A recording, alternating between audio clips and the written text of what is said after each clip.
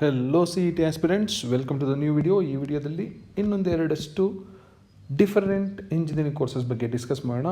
ಒಂದು aerospace engineering course code SE, ಇನ್ನೊಂದು aeronautical engineering course code AE.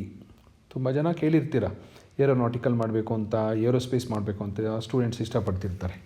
ಯಾಕೆಂದರೆ ಚಿಕ್ಕ ಹುಡುಗರಾಗಿಂದ ಅವ್ರಿಗೆ ತುಂಬ ಇಷ್ಟ ಇರುತ್ತೆ. ಫ್ಲೈಟ್ ಗಿಟ್ ನೋಡಿದಾಗೆಲ್ಲ ಏರೋನಾಟಿಕಲ್ ಮಾಡಬೇಕು ಅಂತ, ನೆಕ್ಸ್ಟ್ ಏರೋಸ್ಪೇಸ್ ಮಾಡಬೇಕು ಅಂತ.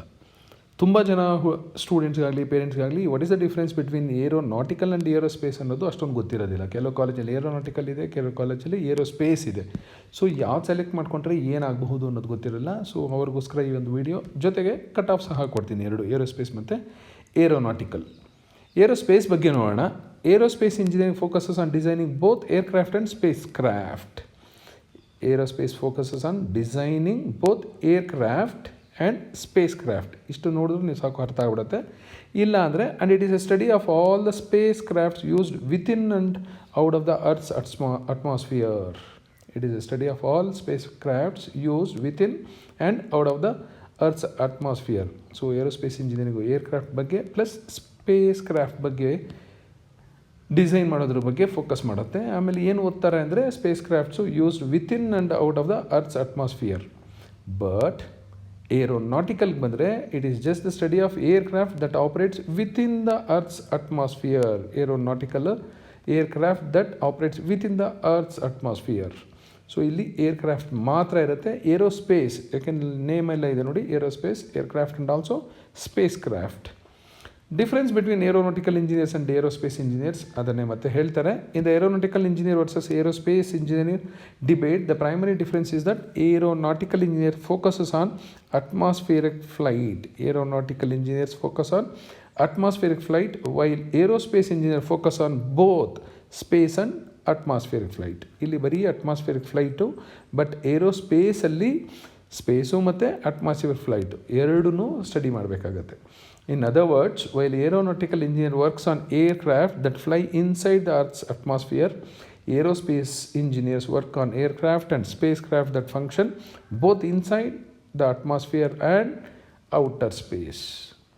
This difference can be reflected in an engineer's education. Common topics covered in aeronautical engineering courses include aeronautical ಆದರೆ ಕೆಲವು ಸಬ್ಜೆಕ್ಟ್ಸ್ ಯಾವುದು ಓದ್ತೀರಾ, ಥರ್ಮೋಡೈನಮಿಕ್ಸ್, ಇದು ಮೆಕ್ಯಾನಿಕಲ್ ಇಂಜಿನಿಯರಿಂಗಲ್ಲೂ ಓದ್ತೀರಾ. ಹೀಟ್ ಟ್ರಾನ್ಸ್ಫರ್, ಇದು ಮೆಕ್ಯಾನಿಕಲಲ್ಲೂ ಓದ್ತೀರಾ.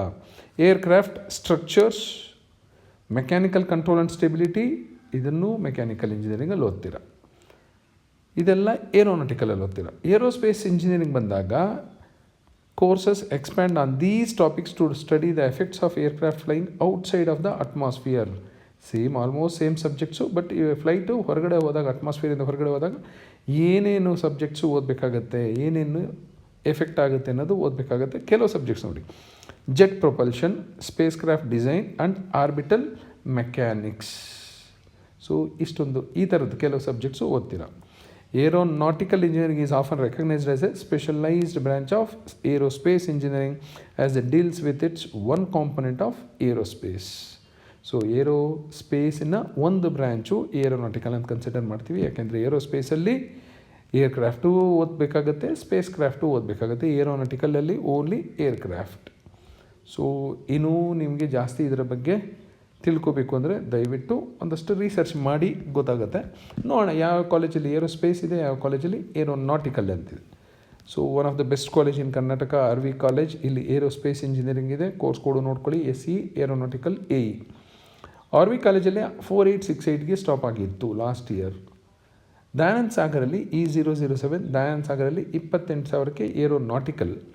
MVGಯಲ್ಲಿ ಏರೋನಾಟಿಕಲ್ಲು ಇದೆ, ಏರೋಸ್ಪೇಸು ಇದೆ. ಇಲ್ಲಿ ಏರೋಸ್ಪೇಸ್ 13,000ಕ್ಕೆ 1,30,000ಕ್ಕೆ ನಿಂತಿದ್ರೆ ಏರೋನಾಟಿಕಲ್ 1,34,000ಕ್ಕೆ ನಿಂತಿತ್ತು.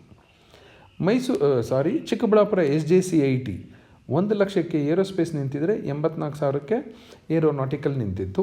KLS ಗೋಗ್ಟೆ 79,000ಕ್ಕೆ ಏರೋನಾಟಿಕಲ್ಲು. KBN Gulbarga almost 2,00,000 ಏರೋನಾಟಿಕಲ್ಲು.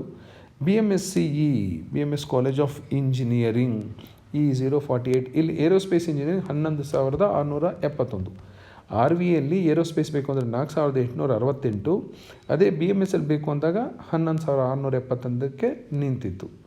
Doctor ಅಂಬೇಡ್ಕರಲ್ಲಿ ಏರೋನಾಟಿಕಲ್ 69,000, ಆಚಾರ್ಯದಲ್ಲಿ 53,000, AMCಯಲ್ಲಿ 90,000, ಗ್ಲೋಬಲಲ್ಲಿ 91,000, ನಿಟ್ಟೆ ಮೀನಾಕ್ಷಿಯಲ್ಲಿ ಏರೋನಾಟಿಕಲ್ 51,000, ಮಂಗಳೂರಿನ ಶ್ರೀನಿವಾಸದಲ್ಲಿ aeronautical 2 lakh, Sridevi Mangaluru 1,87,000 aeronautical, MITE Mangalore institute of technology and engineering aeronautical 1,77,000, Karavali 1,96,000, ಶಾಶೀಬ್ ಚಿಕ್ಕಬಳ್ಳಾಪುರದ ಹತ್ರ ಇದೆ 1,82,000.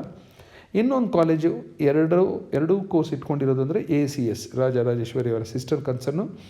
ಏರೋಸ್ಪೇಸ್ 1,33,000 ಬಂದಿರೋರಿಗೂ ಸಿಕ್ಕಿತ್ತು, ಏರೋನಾಟಿಕಲ್ 1,19,000 ಬಂದಿರೋರಿಗೂ ಸಿಕ್ಕಿತ್ತು. ಇನ್ನೊಂದು Gopalan college of engineering 1,64,000 aeronautical, east west college of engineering Yelahanka ಉಪನಗರ 1,37,000 ಏರೋನಾಟಿಕಲ್.